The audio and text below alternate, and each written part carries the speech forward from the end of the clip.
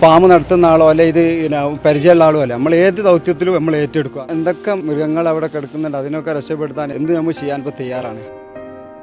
ഇപ്പോൾ ഇന്ന് രാവിലെ ഒരു പശു ഇങ്ങനെ നടന്നു വരുന്നത് കണ്ട് അപ്പോൾ എനിക്ക് തോന്നി ഇതിലൊരു പ്രയാസമുണ്ടെന്ന്. ഇപ്പോൾ ഇന്നലെ മിനാന്നൊക്കെ ഞങ്ങൾ മുകളിൽ ചെന്നപ്പോൾ തെരച്ചിലിന് അവിടെ കുറേ പശുക്കൾ ഇങ്ങനെ ഉണ്ട്. അപ്പോൾ നമ്മൾ ഒരു ജീവൻ രക്ഷിക്കാനുള്ള നിലയ്ക്ക് നമ്മൾ ജനങ്ങൾ ഉണ്ടെങ്കിൽ അവരെ കഴിച്ചിലാക്കാനുള്ള നിലയ്ക്കാണ് ഞങ്ങൾ ആ ദൗത്യമായിട്ട് മുന്നോട്ട് നീങ്ങിയത്.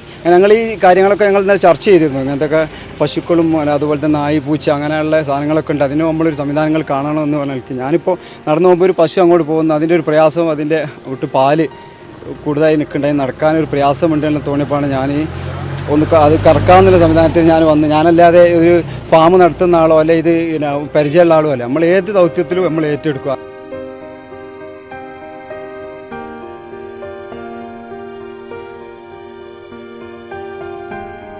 ആണ് ഭക്ഷണം ഞങ്ങൾ കൊടുത്തു നോക്കി, ഭക്ഷണം കൊടുത്തോ ഭക്ഷണം കഴിക്കുകയല്ല. പിന്നെ ഒന്ന് മനസ്സിലാക്കുന്ന അതിൻ്റെ വീട്ടിൽ പാല് കിടക്കുന്നുണ്ട്, ആ പാല് ഒഴിവായി കഴിഞ്ഞാൽ അതിന് പ്രയാസങ്ങൾ മാറും. അങ്ങനെ ഞങ്ങൾ പാല് ഇപ്പോൾ ഞങ്ങൾ ഇവരെല്ലാവരും മെസ്റ്റിൻ്റെ ആളുകളെല്ലാം കൂടി അത് ഞങ്ങൾ ക്ലിയറാക്കി. പശു ഒന്നല്ല, എന്തൊക്കെ മൃഗങ്ങൾ അവിടെ കിടക്കുന്നുണ്ട് അതിനൊക്കെ രക്ഷപ്പെടുത്താൻ എന്ത് നമ്മൾ ചെയ്യാൻ ഇപ്പോൾ തയ്യാറാണ്. ഈ സംഭവം നടന്ന അന്ന് തന്നെ ഞങ്ങൾ ഒരു 10ഓളം ആളുകളെ രക്ഷപ്പെടുത്തിയിട്ടുണ്ട്. അതുപോലെ തന്നെ ഇന്നലെ മെനയാന്നായിട്ട് കുറേ ബോഡികൾ ഞങ്ങൾ അവിടെ നിന്ന് എടുത്ത് ഹോസ്പിറ്റലിലേക്ക് മാറ്റിയിട്ടുണ്ട്.